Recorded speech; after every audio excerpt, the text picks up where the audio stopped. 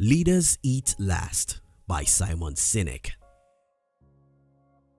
Just a few hours before I started working on this book review, I was discussing with a friend about how I intentionally overpay my team and employees.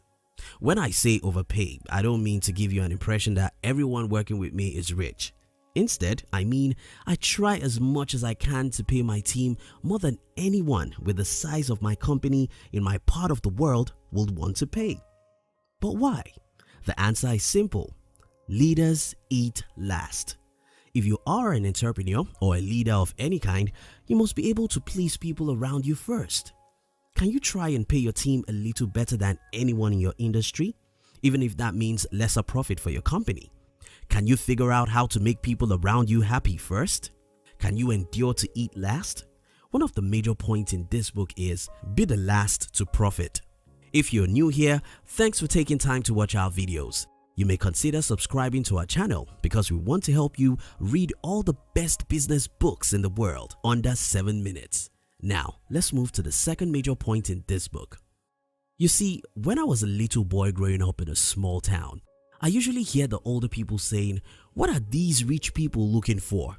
What are they still working for after they already have millions of dollars? What are these politicians looking for? After all, they already have much money. Why can't they just relax and enjoy life without struggling for nothing?"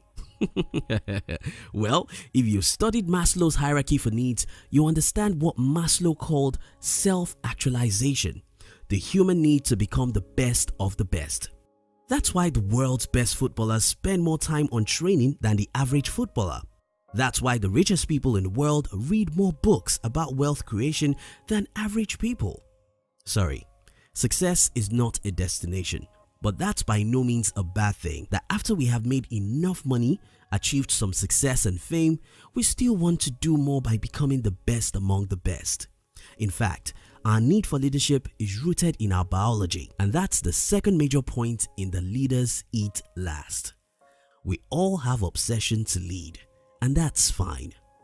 Do you ever wonder why companies like Google created a working environment where employees have rights to unlimited food and freedom to make mistakes? It's very simple. Human beings can only perform at peak in an environment that makes them feel safe. That's why we value our family, friends, and associates. They simply make us feel safe. Look at this family image. You like it, don't you? It's because we all love to be around those who make us feel safe. How can you apply this as a business leader?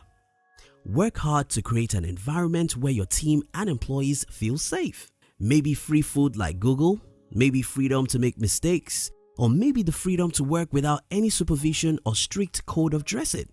After all, no one wears a tie to a family setting, at least in my part of the world.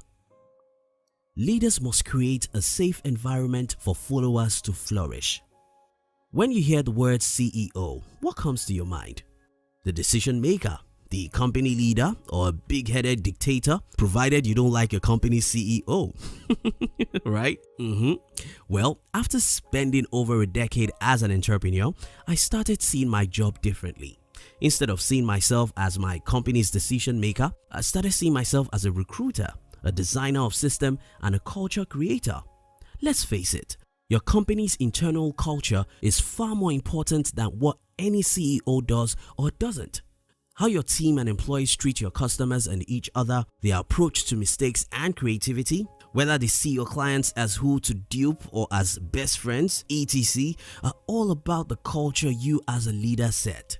Now that's the fourth major point in this book. Set the right culture and value for your team and employee.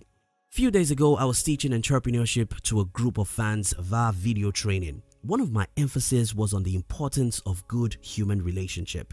In my opinion, there isn't much skills as valuable to entrepreneurs and leaders as the ability to bond with people. You must master the art of connecting with people, earning their trust, and getting them to be committed to whatever cause you believe in. By the way, what's leadership if not the ability to make people willing to follow you to the battlefield even though they know the risk involved? Okay, I know you're not a soldier. Whichever way you lead, you must have integrity and the ability to make people love you. because you're able to connect with them and earn their trust. That's the fifth major point in this book. To be a leader, you must earn people's trust. Is there any important lessons you think I missed out of this book? Kindly share with us in the comment. And look at the screen now to click the next video we recommend for you.